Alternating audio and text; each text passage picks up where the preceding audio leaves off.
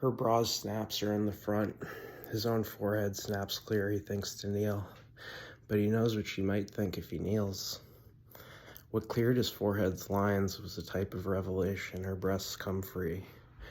He imagines his wife and son. Her breasts are unconfined now. The bed's little comforter has a tulle hem like a ballerina's hem. This is the younger sister of his wife's college roommate.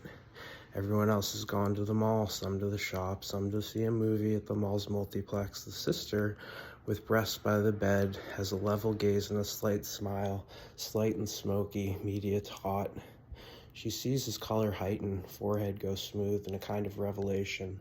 Why she'd begged off the mall, the meaning of certain comments, looks, distended moments over the weekend he'd thought were his vanity, imagination. We see these things a dozen times a day in entertainment, but imagine we ourselves, our own imaginations, are mad. A different man might have said what he'd seen. Her hand moved to her bra, freed her breasts. His legs might slightly tremble when she asks what he thinks. His expression is from page 18 of the Victoria's Secret catalog. She is, he thinks, the sort of woman who'd keep her heels on if he asked her to. Even if she'd never kept heels on before, she'd give a knowing, smoky smile, page 18. In quick profile, as she turns to close the door, her breast is a half globe at the bottom, a ski jump curve above. The languid half-turn push at the door are tumid with some kind of significance. He realizes she's replaying a scene from some movie she loves. To his imagination's tableau, his wife's hand is on the small son's shoulder in an almost fatherly way. It's not even that he decides to kneel, he simply finds his weight against his knees. His position might make her think he wants her underwear off. Her face is at the height of her underwear as she walks toward him. He can feel the weave of the slack's fabric, the texture of the carpet below that, over that, against his knees. Her expression is a combination of seductive and aroused, with an overlay of slight amusement meant to convey sophistication, the loss of all illusions long ago.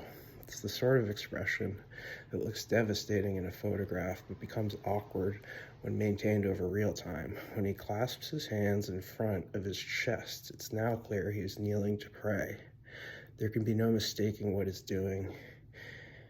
His color is very high. Her breasts stop their slight tremble, sway when she sobs. She's now on the same side of the bed, but not yet right up against him. His gaze at the room's ceiling is supplicatory. His lips are soundlessly moving. She stands confused. Her awareness of her own nudity becomes a different kind of awareness. She's not sure how to stand or look while he's gazing so intently upward. His eyes are not closed. Her sister and her husband and kids and the man's wife and tiny son have taken the man's Voyager minivan to the mall. She crosses her arms and looks briefly behind her, the door, her blouse in brassiere, the wife's antique dresser, stippled with sunlight through the window's leaves. She could try for a moment to imagine what's happening in his head.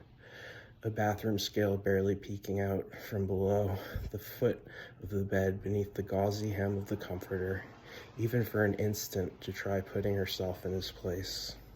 The question she asks makes his forehead pucker as he winces. She's crossed her arms. It's a three-word question. It's not what you think, he says. His eyes never leave the middle distance between the ceiling and themselves. She's now aware just how she's standing, how silly it might look through a window. It's not excitement that's hardened her nipples. Her foreheads form a puzzled line. He says, it's not what you think I'm afraid of.